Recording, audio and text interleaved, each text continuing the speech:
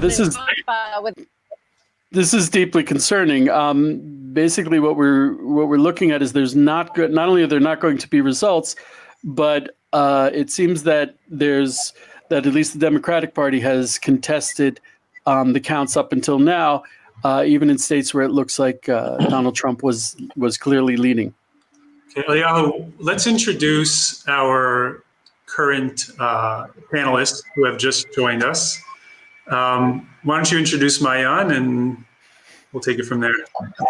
Okay, Maayan Hoffman is are you managing editor? What from the Jerusalem Post? News editor. News editor. She used to be the editor when we were breaking Israel news. She is probably the most authoritative person I know when it comes to news. And despite that, I have to throw in that Maayan has a deep love of Israel. So when she writes the news, it comes from an Israel perspective, from a perspective of someone who loves the Holy Land. Okay, and we also have with us the head of the Binyamin Council, Uri Steinberg. How are you, Uri? No, you're mixing me with Israel Gantz. Yeah. I mean, I'm Uri Steinberg, but I'm not the head of the Binyamin Council. Sorry, Israel Gantz, head of the Binyamin Council. How are you, Israel? And Uri, since I got it wrong, why don't you introduce yourself? Sure. So I'm a former Israel Tourism Commissioner for North America, and currently working with the evangelical community in the United States, helping them to be more active in Israel. All right, so let's start off with Maayan real quick, because I'd like to hear kind of your insight. You're at the J Post. You obviously have a very busy newsroom going on. What's your sentiment? What's your feeling on the ground? Is there something that the rest of America, or maybe us on our broadcast, might not be noticing?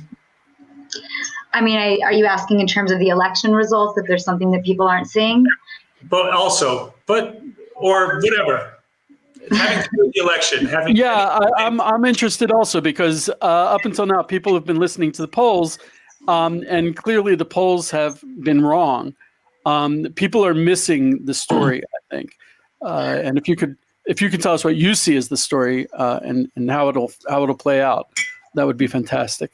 Yeah, well, unfortunately, I don't think we actually know how it's going to play out. I think that we also know, and we knew going into the election, that the polls are going to be wrong. In 2016, the polls were wrong. In the last 3 Israeli elections, the polls have been wrong. And there's no expectation that the polls would be correct in this election. One of the reasons that happens, people have been predicting that potentially the polls would be more accurate in the United States this time, largely because in the first election for Donald Trump in 2016, people, were sort of not sure about him. They hadn't seen him as president. He hadn't had an impact yet. He hadn't done all the things he did in the United States. And therefore, people were a little hesitant just because of some of the way that he spoke and, some of the commentary at the time. And so there were a lot of closet Trump supporters. And they were thinking that the polls would be more accurate because now either people were pro-Trump or anti-Trump. But it doesn't necessarily seem to be playing out on the ground as we're seeing as the, real results are coming in, that maybe the polls are still off as would have been expected. I think anyway, should have been expected. I don't think that we have an answer yet, Eliyahu. I mean, the reality is that it's still too preliminary. We probably, as Trump just alluded, are going to end up in court. And I don't think we're going to know who's president of the United States for several days, if not longer. If I may, not only were the polls wrong, but I've never seen an election or any kind of news cycle where the media played such a biased role. It's as a journalist, I'm not as experienced as you. It's horrifying. Did you experience the same thing? And what do you think about that? It's actually funny. It's as if you read my analysis today, because my analysis today is actually specifically centered around fake news and some of the technologies that were being used to skew the election, and actually how much that is going to impact them. I'll pull it up real quick because I'll tell you this. The first line, which I think sort of encapsulates, unfortunately.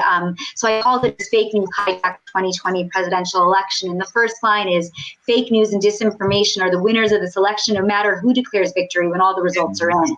And I think, unfortunately, that's really the truth, that what we have seen over really the last decade, and it's becoming increasingly problematic, is that media, whether you're talking, MSNBC on the one side or Fox News on the other side, whether we're talking about Sean Hannity, which is actually an opinion, show, but many people that, let's say, as news, or we're talking about what's going on the social networks, we're seeing a tremendous amount of mis and disinformation being shared.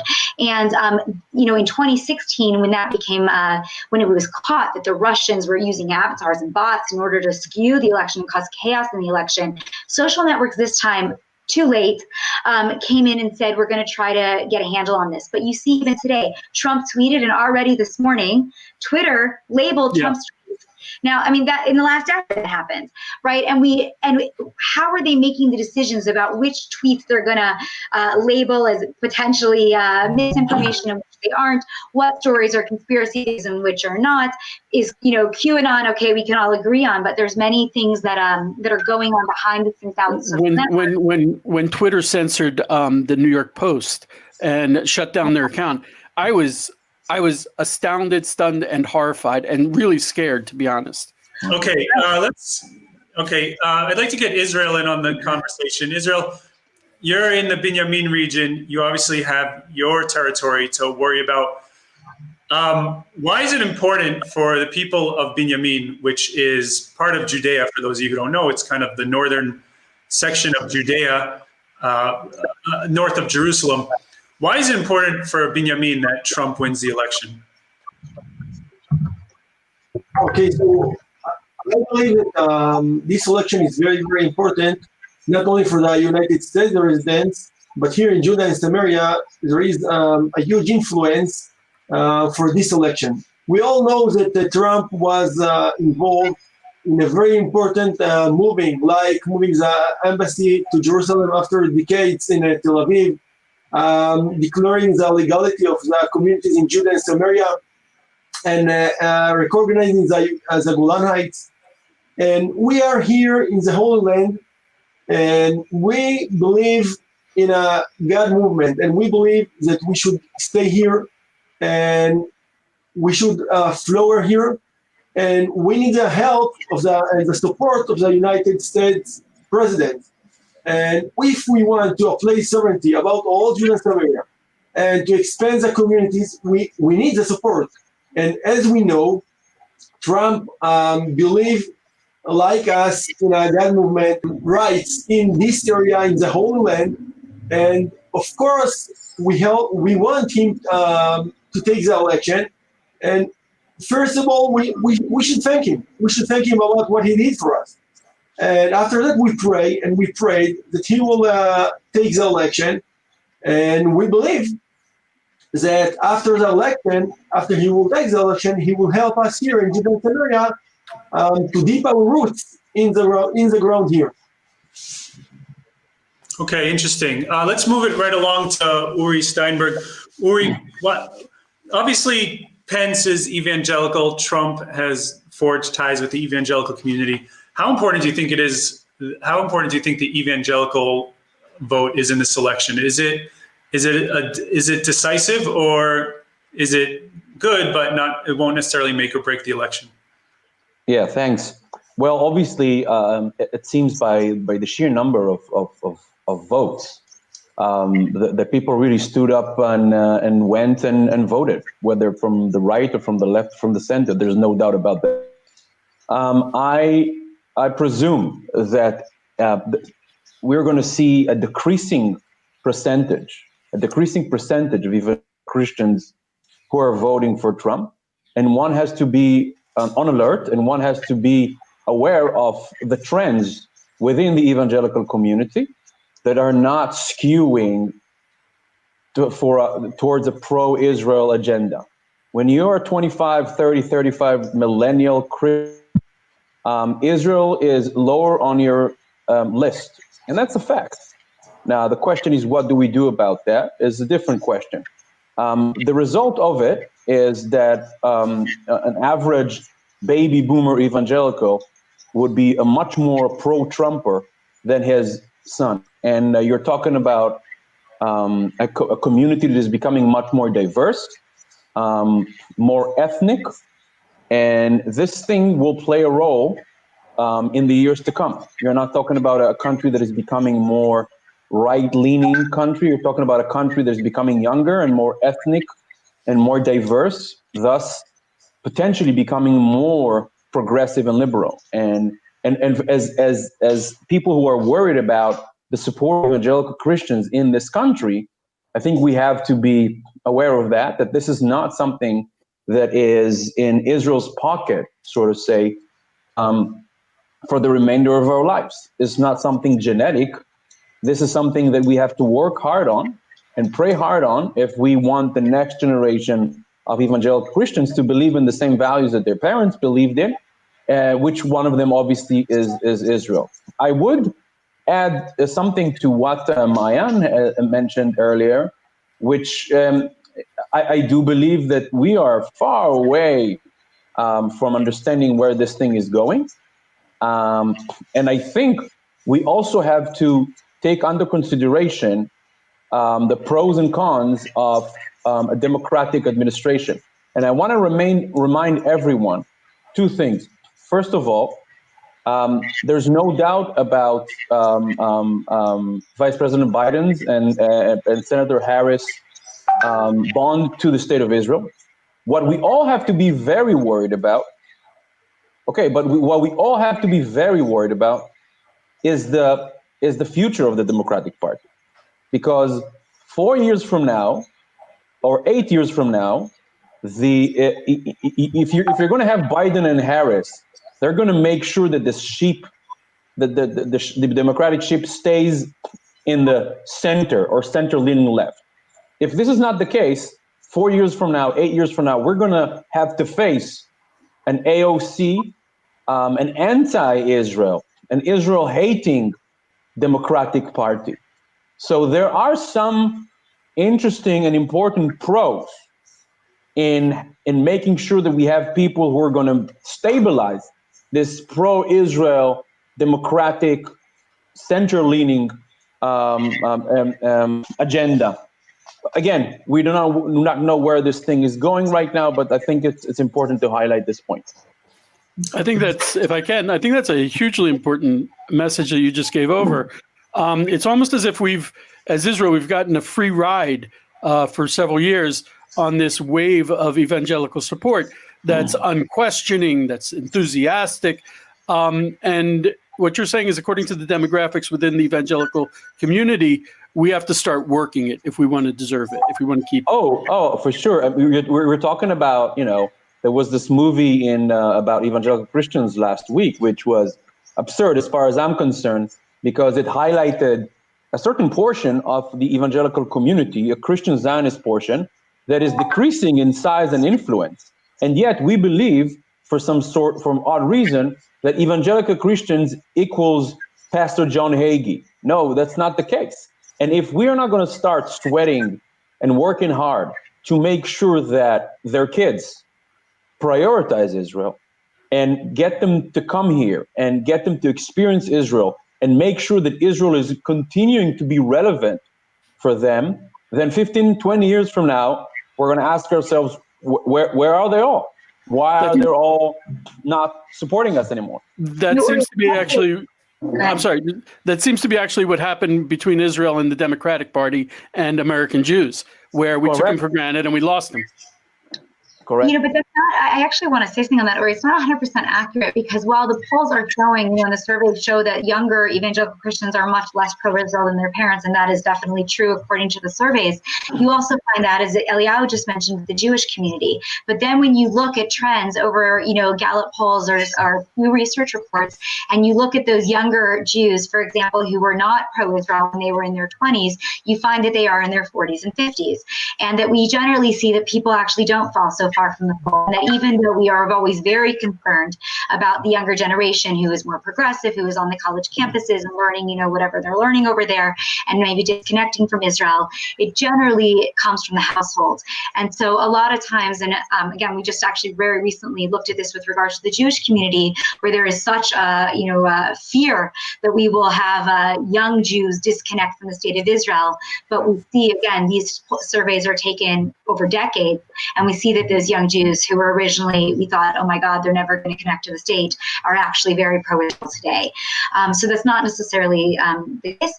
And the other that I would also say is that in surveys, and even from my work at Israel 365, we also know that the majority of evangelical Christians are actually pro-Israel. They're not necessarily actively visiting here, sending funds, and those kind of things. There's different levels of pro-Israel. There's different levels of pro-anything that you support.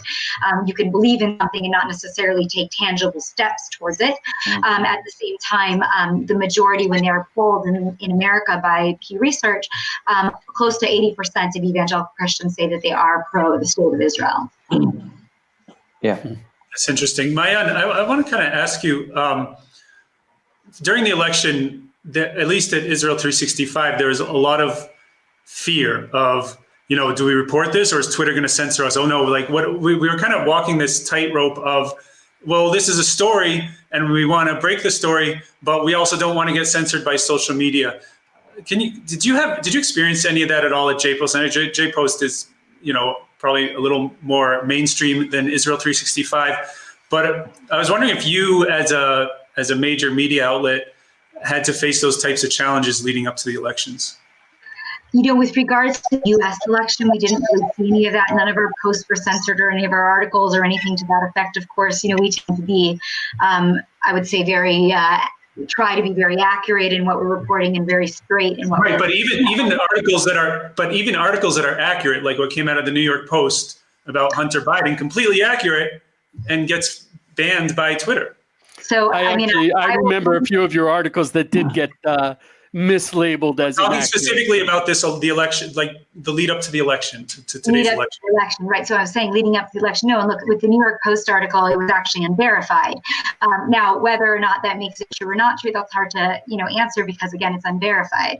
Unverified reports are exactly that; they're unverified. But, right. But are you going to tell me that CNN, all of CNN's reports about the Mueller investigation, and are verified, or the 75% of CNN? I'm not going to argue for or against any news outlets. What I'm saying is what is happening, I think, and this is where your question is very relevant, is that there's a lot of there's a Pandora's box that's been opened by what's happening on the social media channels. It's scary. It's scary not because we don't want social media to take a little bit more of an active role. I mean, when Facebook, for example, makes a decision to not allow Holocaust denial posts, we're happy with that, right? We want them to try to stop those posts from showing up and to be a little bit more responsible for the content that is being shared on their networks. At the same time, it opens up a very, very slippery slope of Pandora's box, where stories that should be able to be shared that are accurate are going to be also removed from social networks. I mean, even from when they rolled out, and I'm using the Holocaust because let's take us out of the election for a minute, but it's obviously directly tied because it was part of the same decision-making process. When they rolled that out, several posts that were not Holocaust denial actually got taken off the social networks at the same time. There are many reports about that. Why did that happen? Because they're using artificial intelligence. They're basing it on whatever's in the teaser, right? And they're not going into your article to read it. I can tell you that where we have been flagged, the Jerusalem Post, is a couple of coronavirus articles where we put up studies by the CDC and they're completely accurate. And they've said, wait a minute, we don't want to talk about masks right now, right? Because there was a lot of controversy around masks. And we've had to argue, we've always been able to get unblocked because, of course, they are accurate articles. But there have been challenges. And that stems, again, from the artificial intelligence and the quote-unquote independent fact checkers who are also subjective, which is why it's very dangerous. Because if you've got some, kid sitting in LA or some anybody, whatever, who has their own subjective opinion, making a decision about what is accurate or inaccurate, it's very dangerous. And so we want, again, it's somewhat of a catch-22. It's a problem because we didn't like it before. We don't like it that all Holocaust denial and everything else can be all over these social networks and people can, spread around conspiracy theories and fake news. And we also don't want accurate news to be removed from the social networks. So I think that they're going to have a lot of work to do. Facebook, Twitter, all of these major networks over the next, several years. This is going to be the biggest question that we're going to be grappling with in terms of legislation, in terms of technology, in order to make decisions. And look, Donald Trump did something that Netanyahu did in this election, which actually is quite fascinating. They couldn't use the social networks anymore for exactly these reasons, right? So what did Donald Trump do?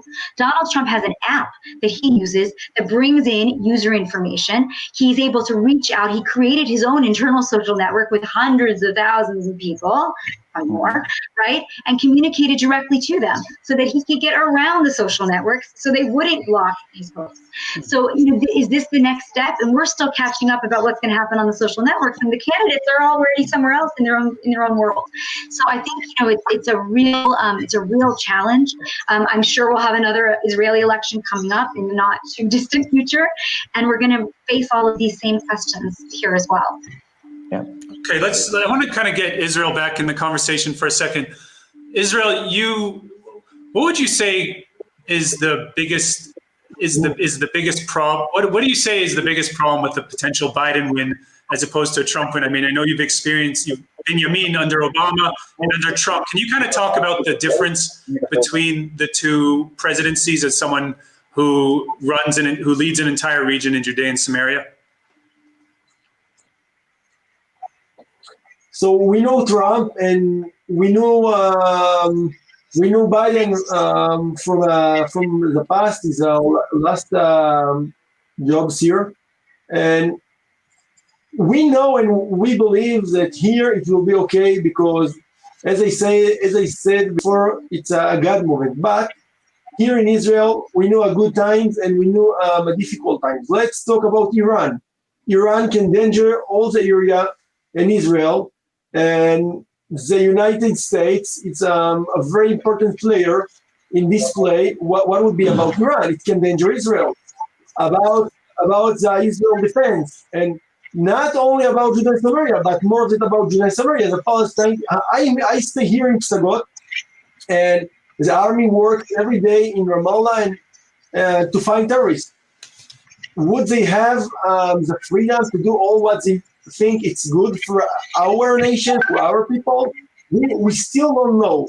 So we prefer what we know is good for us, and we can't predict, and we don't know what would be with if Trump will not take the election, if Biden take, and it could be difficult times. I hope that we will be here, and it will be okay, it will be good, but we can't predict. And of course, we prefer what we know it's good for us. Okay. If I can ask a quick question related to that, Uri was talking about how for Israel's benefit, we really need to attract both. We need to be bipartisan. We need to be attracting the Democrats and the Republicans. We need to attract the evangelicals. The evangelicals, when I speak to them about Judea and Samaria, they embarrass me because they're like, hey, it's the biblical heartland. You got to go for it. And the Democrats are very much not so. And we've actually seen a big shift in that. One of the things Donald Trump proved was that a peace in the Middle East is not dependent on a two-state solution. As a matter of fact, that might stand in the way of it.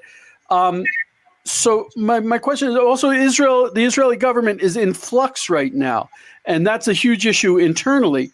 My question is, how do you see this election, Biden or Trump, affecting internal Israeli politics? What do you ask me? Yeah, sure. Do you see that if for example there's a Trump victory, will that like boost up Netanyahu and lead him to an overwhelming victory, or the opposite? Here in Israel, the politician it's very complicated, and it's very difficult to predict. But we can say, I think for sure, we can say that if Trump will take the election, of course, it will help Benjamin Netanyahu because they all know that they support each other, they are friends. What would be if Biden will take the election? I can't say if the left side of the will be stronger because they will have the support, or some people say the opposite, because if we have Biden, so we need a strong right here in Israel to stop bad movement. So I think so. That's interesting. You can hear voices from here and other. I don't think that someone can say surely what could be, but we can say if Trump will take the election, it will help Benjamin Netanyahu for sure. Okay. That's interesting. All right, Uri, do you want to get the last word before we go? Sure, my pleasure. First of all, to relate to what Maayan said, I recommend everyone to watch the movie The Social Dilemma, that shows you why, speaking about Twitter, speaking about censorship, speaking about who decides what, we're in a very divisive, we're in a very polarized society, both in Israel and both in the United States. And social media giants' business model is to, more polarization, more divisiveness creates more profit. And manipulating our attention is part of the game. And when they do so, they make more money. So, until, like a dead whale is worth more than a whale alive. And we all have to be very aware of that we are being manipulated. And we have to be very much aware to read, journalists and make sure that we understand that, because polarization in the United States and in Israel is a huge risk. We cannot hate each other, not here in Israel, and Democrats and Republicans cannot survive if they're going to continue to hate each other. So maybe this is a bit philosophical, but I do hope that regardless of who wins, there's a new, more humane, forgiving, accepting path that maybe will trickle down to our side of the pond, and we can all prosper. Amen. Well, inspirational words. Thank you very much, Uri Gantz, former Israeli Evangelical Commissioner to the U.S. Uri Steinberg as well. Sorry, Uri Steinberg. All this fake news is making my mind spin. It's been a crazy morning. Uri Steinberg, Israel Gantz, head of the Binyamin Regional Council, and of course, our very good friend Maayan Hoffman, editor of the J-Post, who we hope to surpass in page views. But anyways, thank you so much for joining us. We really appreciated your valuable insight. And our pleasure. May the best candidate win, I guess. Yeah. Okay. All right. Thank Take you care, so guys. much, y'all. You're awesome. Thank you. Goodbye. Bye. Shalom.